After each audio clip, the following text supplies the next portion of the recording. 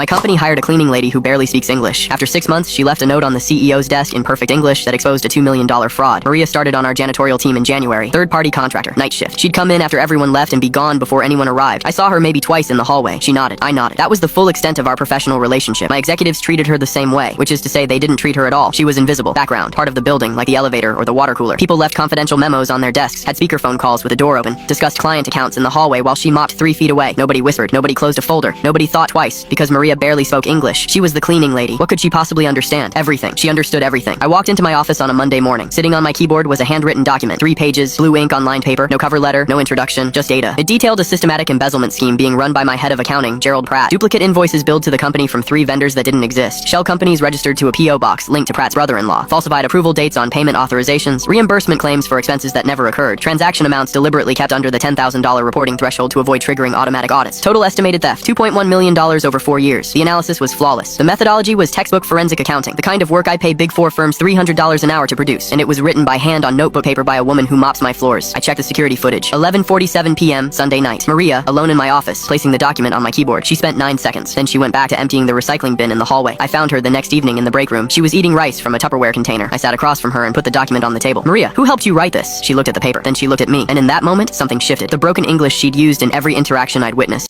The halting words, the apologetic smile, the nodding, all of it dropped like a mass being set on a table. She spoke in perfect, articulate, unaccented English. Nobody helped me. I have a master's degree in finance from the University of Buenos Aires. I was a lead forensic auditor for 20 years. I've investigated fraud cases larger than your entire company's revenue. I didn't say anything. I couldn't. I came to this country 4 years ago, she continued. My degree doesn't transfer. My 20 years of experience don't transfer. To your HR department, I'm unqualified because I don't have a US certification. To your executives, I'm the woman who empties the trash. To the staffing agency, I'm a body that shows up at night and doesn't complain. She closed her Tupperware. But trash cans tell stories, sir. Your head of accounting shreds his personal documents but throws away the duplicates he makes for the shell companies. He leaves his calculator tape in the bin every Thursday. He prints invoices from a personal laptop and forgets to collect them from the shared printer. I've watched him for 5 months. She tapped the document. He's sloppy, and he got comfortable because nobody watches what goes into the garbage. Nobody except the person who carries it out. We arrested Gerald Pratt that week. Forensic review confirmed Maria's findings almost exactly. $1.8 million recovered, criminal charges filed. He'd been stealing from the company for 4 years. Our internal audit team, our external auditors, our finance department, none of them caught it. A woman making $14 an hour on the night shift did. I offered Maria a position in our finance department that Friday. She declined initially, not out of pride, but practicality. I don't have the US credentials your HR requires, she said. So I paid for her CPA certification, company sponsored, full cost. She passed all 4 sections in 5 months. The average is 18. That was 2 years ago. Maria now runs our internal audit department. She rebuilt the entire vendor verification system. Fraud losses have dropped to near zero. She reports directly to the board. Every Friday she eats lunch with the janitorial staff in the break room. Same Tupperware, same table. The new cleaning crew knows her by name. She knows theirs. I asked her once why she still does that. She said, because they're the only people in this building who see everything and get asked nothing. If you want to know what's really happening in a company, don't read the reports. Talk to the people who empty the trash.